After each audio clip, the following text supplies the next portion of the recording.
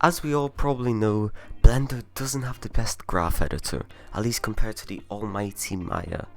But as an animator, the graph editor is a really important tool for us, so we just kind of have to make the best of what we have. But that being said, Blender's graph editor does offer some good features that I surprisingly don't see a lot of people using somehow. Just as a disclaimer, this is not a beginner's tutorial for Blender's graph editor.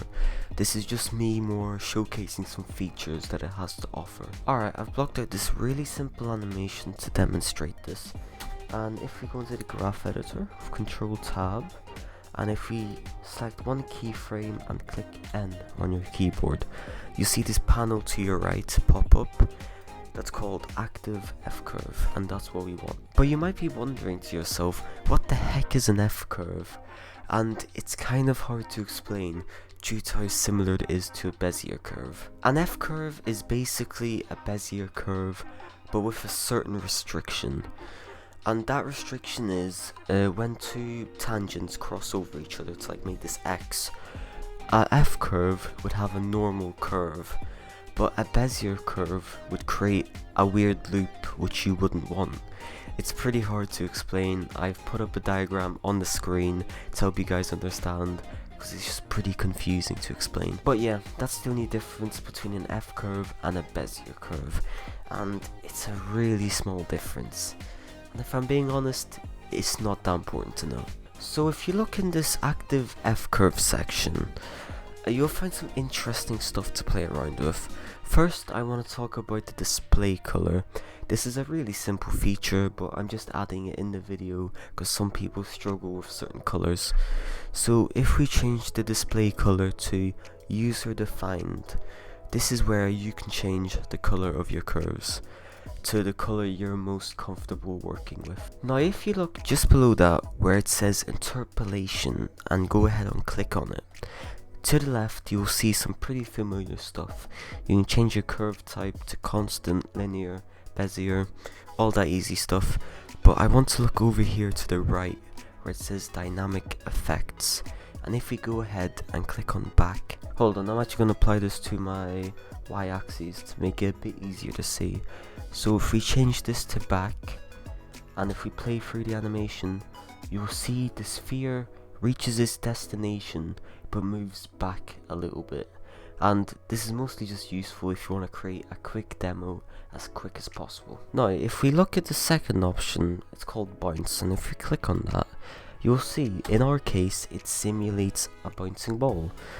It isn't perfect obviously, but again, if you want to create a quick demo, or if you somehow find a way to incorporate this in your workflow, then why not use it? Though if you're learning to animate, I personally wouldn't use this. I feel like it's considered too much of a cheat. It's much better to just learn how to do it yourself than have a machine do it for you. Now let's switch it to the elastic effect. As you can see, it's drastically changed the curve, and of course that'll give us a different effect in our animation.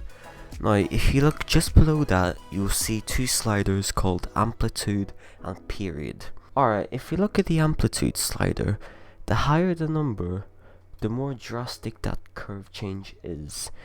And if we look at the period slider, the higher the number, the longer it takes for it to finish each bounce. Alright, now we're going to be talking about modifiers, and it's just like before, you have to click N on your keyboard, and if you look here to the right, you'll see a modifiers tab. Just go ahead and click on it. And if we go to add modifier, you'll see there's quite a few modifiers, but I'm only going to go through one or two of them because I just don't want this video to drag on. So first, let's talk about the noise modifier. So if you click on the desired curve, go to add modifier, then noise. As you can see, this is just a quick and easy way to add a randomly generated noise. And if you look in that little settings panel, you can change the scale, you can change the strength, you can even offset it if you really want to.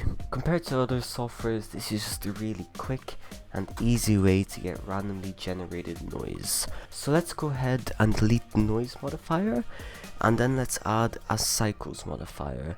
And like the name suggests, this basically just cycles your animation for you.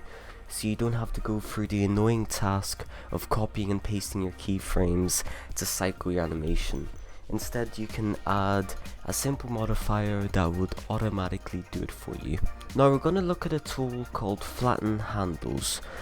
Now I've opened up a new animation to show you this, but all this does is just reset your tangent handles back to their default position, which is just them being flat. Now select the tangents which you want to reset and then hit Ctrl S on your keyboard. Then you'll see multiple options, but you want to go for this one here called Flatten handles, and boom, all the handles have been reset back to the default positions. Now let's talk about another useful little feature. If you look towards the top of the graph editor, towards the left hand side, you're going to see a big button called Normalize. But have you ever clicked on that button to see what it does? Because no matter how big the button is, I have not seen a lot of people use it. So when you're in your graph editor, you might have a few curves that are really high up and far away from all your main curves. And this just results in just trying to zoom in and zoom out constantly just to reach those curves. And this is where Normalize View comes in to save the day. Instead of having a few controls which is just miles away from your other main controls, when we click on Normalize View, it puts all your curves between a maximum of +1 and a minimum of -1. And this is just amazing for animators, because it's so much easier to see all your curves. You don't have to constantly zoom in and zoom out. It just makes your life much easier. Now for the very last point, we're going to be talking about markers, and I've somehow only seen one other animator use markers, so I thought I would just add it into the video. A marker is a tool that just lets you mark a certain frame and then name that marker. This tool is just great in general to stay organized, especially if you're sharing your file between multiple people. I normally use markers when a significant change happens, like a camera change or a big change in my animation. Adding a marker is really easy. All you have to do is just go on the desired frame, click M on your keyboard, but stupidly Blender doesn't let you rename it instantly, so you have to click on that marker again, click F2, then you can rename it to whatever you want. And those are my 7 things I think you should know about Blender's graph editor. If you do have any questions, feel free to ask below in the comments or in the Discord, link in the description, and I'll see you guys in the next video.